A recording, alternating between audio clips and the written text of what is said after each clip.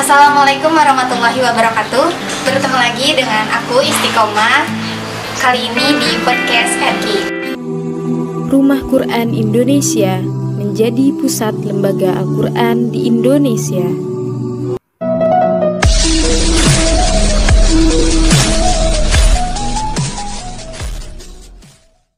Jadi alhamdulillah kali ini kita bertemu langsung dengan narasumbernya dan alhamdulillah gitu.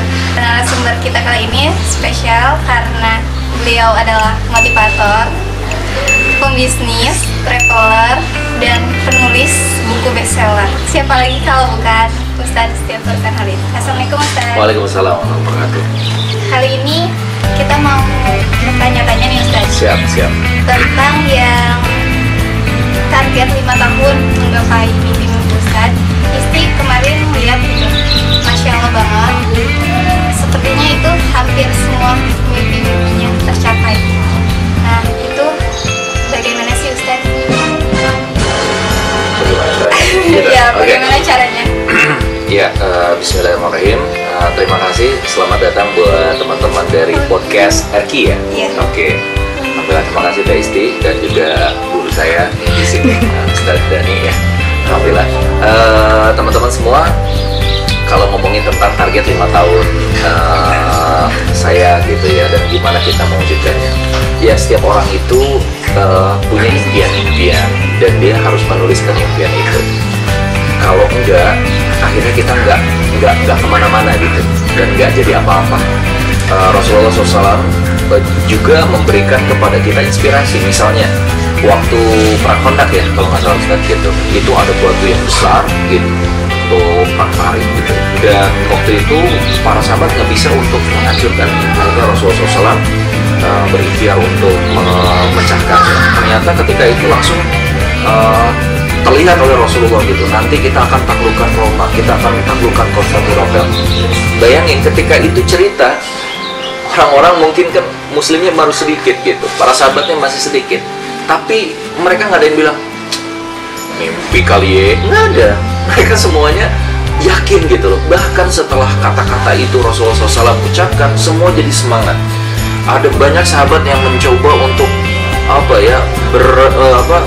mencoba menyebarkan Islam ke seluruh dunia. Ada yang sampai ke Turki, ada yang sampai ke Roma, ada yang sampai akhirnya Konstantinopel ditaklukkan dan yang lain ditaklukkan. Dan itu ratusan tahun yang selanjutnya gitu. Nah, sama saya juga dari dulu alhamdulillah belajar dari Ustadz, belajar dari banyak orang tentang membangun impian itu gitu. Tapi kalau teman-teman tahu, nggak semua impian saya juga terwujud gitu. Banyak banget sebenarnya gagalnya gitu loh. Tapi saya adalah orang yang positif dan optimis. Jadi kalau saya gagal, misalnya saya ingin kuliah di luar negeri, saya gagal, ya nggak apa-apa, tapi kan aku bisa kelilingin dunia gitu loh. Jadi kompensasinya ada gitu. Saya dulu ingin ke New Zealand, gagal, tapi saya bersyukur karena gagal dapat beasiswa, bisa buat buku, akhirnya bisa keliling Indonesia bahkan dunia. Jadi selalu kita harus positive thinking. Ketika kita oleh Allah ditahan satu hal, sebenarnya Allah katakan mungkin sama kita, hey, itu tuh kurang bagus buat kamu. Aku punya rencana yang lebih indah buat kamu. Wah, bisa seperti itu mungkin. Nah, terus ada nggak pengalaman? Gimana sih caranya? Kadang kalau kita gagal, kita tuh suka merasa nggak mau lagi gitu. Jadi menyerah duluan. Iya. Cara mengatasinya gimana sih?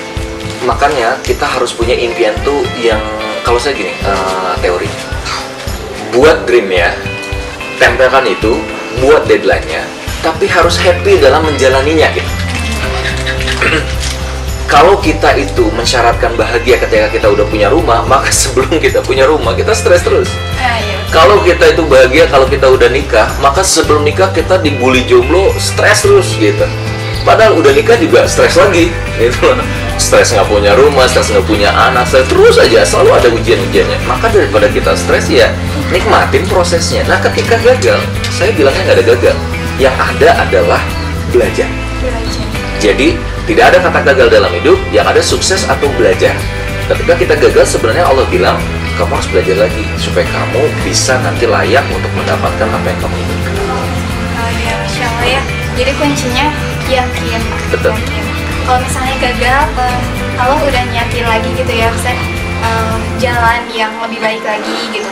Nah terus di video Ustaz gitu ya yang 5 tahun targetnya itu semuanya masih ada banyak atau emang segitu? Siap. Jadi aku lupa lagi videonya. Karena gini, setiap tahun saya akan punya 2 gitu ya. Yang pertama target 5 tahunan, itu paling 5 tahun sekali. Ada juga target setiap tahun gitu. Karena nanti dari target setahun ini akan di breakdown jadi target per bulan. Nanti akan di breakdown lagi dari target per hari gitu. Jadi setiap hari nih kayak saya janjian sama Ustadz, itu saya tulis semuanya. Saya janjian, terus saya harus kemana, menyelesaikan apa. Itu untuk apa? Untuk mewujudkan mimpi bulanan.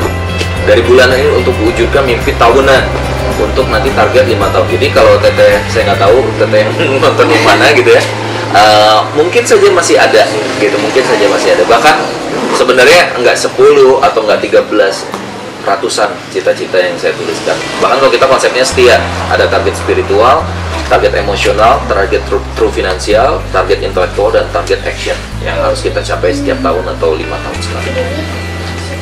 Ya Masya Allah seperti itu ya. Nah terus banyak juga nih Ustaz yang ingin mewujudkan mimpinya nih ya, dalam proses mewujudkan mimpi. Terus ini masih banyak yang pacaran atau komitmenan lah ya. Kalau sekarang itu bacanya komitmen.